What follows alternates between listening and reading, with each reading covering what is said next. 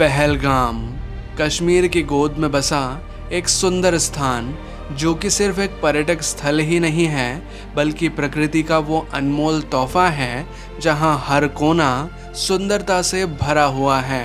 यहाँ की ठंडी हवाएं, लिदर रिवर की मधुर धारा, देवदार के घने जंगल और बर्फ से ढकी चोटियाँ मिलकर एक ऐसा दृश्य रचती हैं जिसे शब्दों में बयां करना मुश्किल है। इस यात्रा में हम आपको लेकर चलेंगे पहलगाम की उस दिलचस्प दुनिया में जहां हर नज़ारा एक नया एहसास कराता है।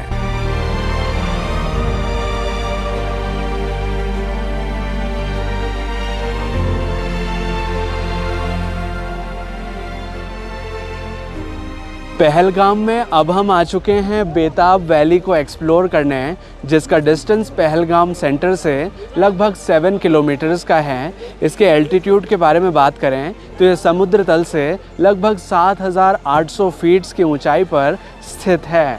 बेताब वैली को देखने का टिकट शुल्क लगता है 100 रुपीज़ पर पर्सन का, और अगर आपके साथ बच्चे हैं तो उनका टिकट शुल्क लगता है 50 रुपीज़ पर पर्सन का। अगर आप चाहें तो यहाँ पर स्लेज गाड़ी का आनंद भी ले सकते हैं। यहाँ पर स्नो में इसे स्लाइड कराया जाता है, जो भी काफ़ी एडवेंचरस टास्क होता है।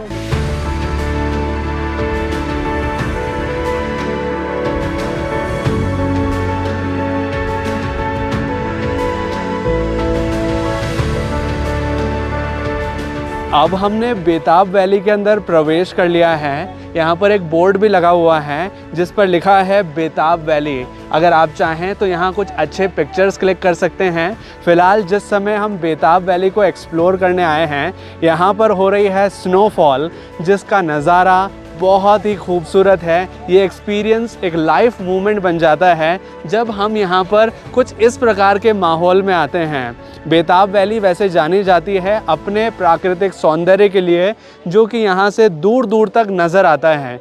बेताब वैली का नाम बेताब फिल्म के नाम पर रखा गया है, जो कि सनी देओल और अमृता सिंह की एक प्रसिद्ध फिल्म थी जो कि यहाँ पर शूट की गई थी। उसी वजह से इसका नाम बेताब वैली रखा गया है। पुराने समय में इसका नाम था हुगन वैली।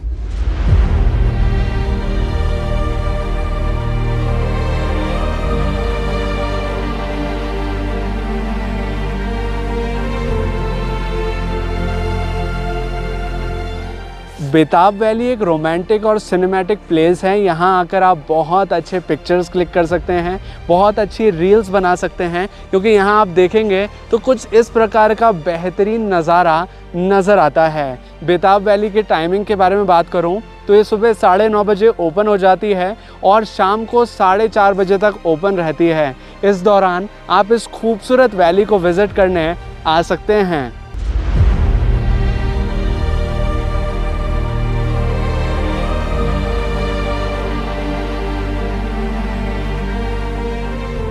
अब बेताब वैली के एक बहुत ही सुंदर पॉइंट पर हम पहुंच चुके हैं, जहां से लिडर रिवर का एक अनोखा नज़ारा देखा जा सकता है। इस पॉइंट से आप देखेंगे तो आपको लिडर रिवर के बीच में कई सारे स्टोन्स नज़र आएंगे, जिनके ऊपर स्नो डिपॉजिट हो चुकी है, और उससे ये नज़ारा बहुत ज़्यादा खूबसूरत हो चुका है। इस स्थान पर भी आकर आप बहुत अच्छे पिक्चर्स क्लिक कर सकते हैं, और अगर चाहें तो थोड़ा टाइम यहाँ पर भी स्पेंड कर सकते हैं।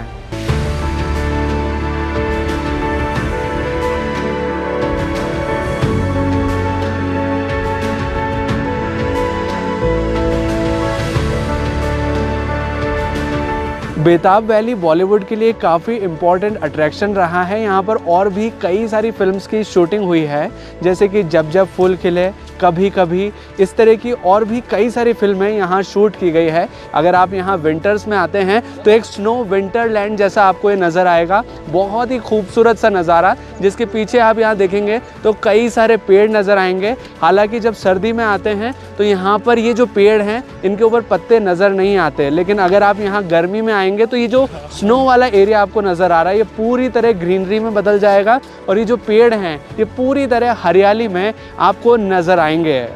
बेताब वैली एक बहुत सुंदर स्थान है। इस स्थान पर आप लगभग 1 से 1.5 घंटा बिता सकते हैं।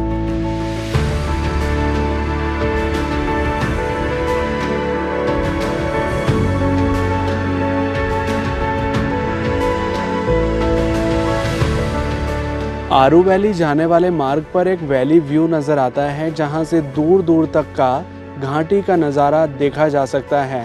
फ़िलहाल यहाँ लाइट स्नोफॉल हो रही है तो उसके साथ इसका नज़ारा और भी ज़्यादा खूबसूरत लग रहा है।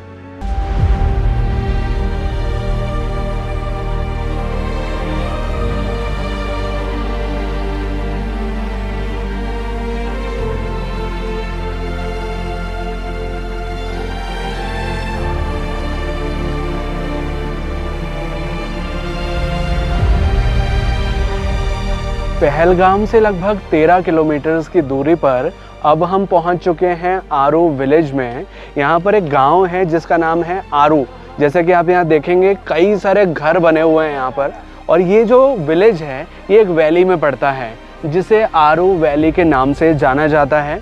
वहाँ पर अभी हम चल रहे हैं। जो मेन व्यू पॉइंट है इस वैली का वो इस गांव से होते हुए जाता है, यानी कि गांव के अंदर से होते हुए हमें आगे की ओर जाना होता है जहाँ पर है आरू वैली का मेन व्यू पॉइंट।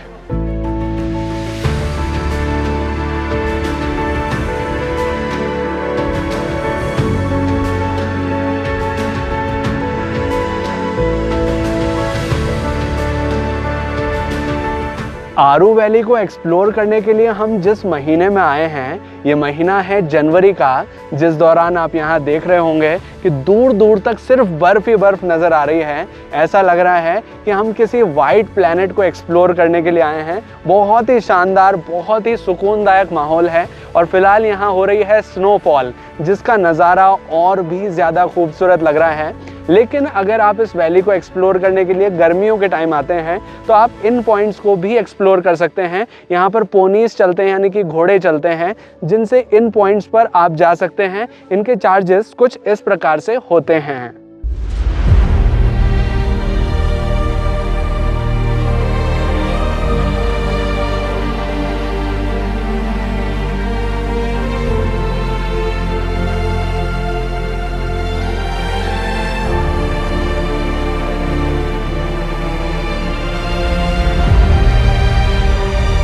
आरू वैली की हाइट समुद्र तल से लगभग 8000 फीट्स की है। यहाँ पर एक बहुत बड़ा सा गार्डन एरिया बना हुआ है जिसे कैफेटेरिया पार्क के नाम से जाना जाता है। इसे देखने का टिकट शुल्क लगता है 30 रुपीज़ पर पर्सन का। और इसके टाइमिंग के बारे में बात करूँ तो ये सुबह 9 बजे से शाम को 5 बजे तक ओपन रहता है। आरू वैली मेनली फेमस है अपनी नेचुरल ब्यूटी के लिए। अभी यहाँ पर दूर के पहाड़ इजीली नज़र नहीं आ पा रहे हैं बिकॉज ऑफ स्नोफॉल, लेकिन अगर वेदर क्लियर होता है तो दूर दूर तक के जो बर्फीले पहाड़ हैं वो नज़र आते हैं। और अभी फ़िलहाल आप देखेंगे तो बर्फ़ की चादर है जिसे हम दूर दूर तक देख पा रहे हैं। ये एक बहुत अच्छी फिल्मिंग लोकेशन है। यहाँ आकर फ़ोटोज़ अच्छे क्लिक कर सकते हैं, रील्स बना सकते हैं। वाकई में बहुत शानदार प्लेस है। कश्मीर को जैसे कहा जाता है कि ये जन्नत है, वाकई में यहाँ आकर आपको फील होगा कि ये एक जन्नत है, ये एक स्वर्ग है।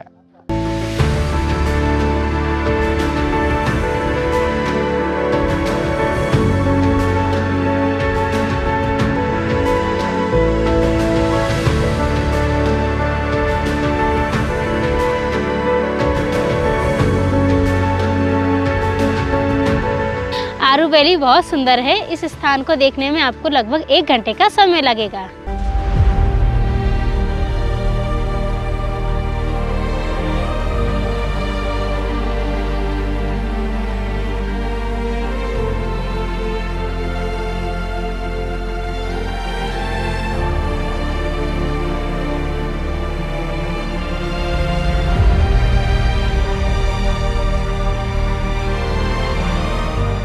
अब पहलगाम में स्थित एक प्रसिद्ध मंदिर में हम दर्शन के लिए आ चुके हैं जिसका धार्मिक और पौराणिक इम्पोर्टेंस बहुत ज़्यादा है। पौराणिक कथाओं के अनुसार ये वही स्थान है जहाँ पर गणेश जी का जन्म हुआ था। यहीं पर गणेश जी को हाथी का सिर लगाया गया था। इस स्थान की जो पौराणिक कथा है, अब मैं आपको वो सुनाना चाहूँगा कि ये वो स्थान है जहाँ पर माता पार्वती स्नान करने गई थीं और उन्होंने उपटन या चंदन का इस्तेमाल करके गणेश जी का निर्माण किया था और उनमें जान डाल दी थी। जब गणेश जी का निर्माण हुआ तो माता पार्वती ने गणेश जी को आदेश दिया कि मैं स्नान करने जा रही हूँ, तुम्हें यहाँ पर द्वारपाल के रूप में खड़ा होना है और किसी को भी अंदर नहीं आने देना है। तो भगवान गणेश जी अपनी माता का जो आदेश था उसे मानकर यहाँ पर द्वारपाल के रूप में खड़े हो गए। लेकिन जब भगवान शिव यहाँ पर आए और उन्होंने बोला कि मुझे अंदर जाना है, तो भगवान गणेश जी ने अपनी माता का आदेश मानते हुए भगवान शिव को अंदर नहीं जाने दिया। भगवान शिव गणेश जी को उस समय नहीं जानते थे, तो जब गणेश जी ने उन्हें रोका तो भगवान शिव क्रोधित हो गए और उन्होंने अपने त्रिशूल से भगवान गणेश जी का सर धड़ से अलग कर दिया। और जब माता पार्वती स्नान कर बाहर आई और उन्होंने देखा कि गणेश जी का सिर कटा हुआ है, तो वे बहुत क्रोधित हो गई और माँ काली का रूप धारण कर लिया। माँ काली के क्रोध से सृष्टि में हाहाकार मच गया और सृष्टि को बचाने के लिए भगवान शिव माँ काली के चरणों में लेट गए। जब माँ काली ने शिव जी के ऊपर पैर रखा तो माँ काली को एकदम से होश आया और वो वापस से पार्वती माँ के रूप में आ गईं और भगवान शिव से प्रार्थना की कि मेरे बेटे को जिंदा करें। भगवान शिव ने माता पार्वती की प्रार्थना को स्वीकार किया और उन्हें बताया कि मेरे शस्त्र से कटा हुआ सिर दोबारा नहीं जोड़ा जा सकता। दूसरा सिर जो मेरे शस्त्र से न कटा हो उसे ही भगवान गणेश जी के साथ जोड़ा जा सकता है। और भगवान शिव ने अपने गणों को आदेश दिया कि एक ऐसे बच्चे का सिर लेके आओ जिसकी माता अपने बच्चे की तरफ पीट कर सोती हो। और भगवान शिव के गण जब जंगल में गए तो उन्होंने देखा कि एक हथनी अपने बच्चे की तरफ पीट करके सो रही हैं, तो उनके गण एक हाथी का सिर ले आए जिसे भगवान गणेश जी के धड़ के साथ जोड़ा गया और सभी देवी देवता यहाँ पर आए और उन्होंने भगवान गणेश जी को आशीर्वाद दिया और उन्हें प्रथम पूज्य देवता के रूप में माना गया। तो यही वो पौराणिक स्थान है जहाँ पर गणेश जी का जन्म हुआ था, यहीं पर गणेश जी का सिर लगाया गया था। अभी जो आप हमारे पीछे ये कुंड देख पा रहे होंगे जिसमें फ़िलहाल बर्फ़ जम चुकी है, ये वो कुंड है जिसे गौरी कुंड के नाम से जाना जाता है। यहीं पर माता पार्वती ने स्नान किया है और इसी कुंड का पानी बहते हुए यहाँ आगे के कुंड में जाता है। एक कुंड यहाँ बना हुआ है, एक आगे और एक और, 3 कुंड और भी लाइन वाइज बने हुए हैं और इस कुंड का जो पानी है वो ज़मीन से निकलता है। इस मंदिर का नाम है ममलेश्वर महादेव मंदिर, जिसका डिस्टेंस पहलगाम सेंटर से लगभग 2 किलोमीटर का है और ये सुबह 9 बजे से शाम को 5 बजे तक ओपन रहता है।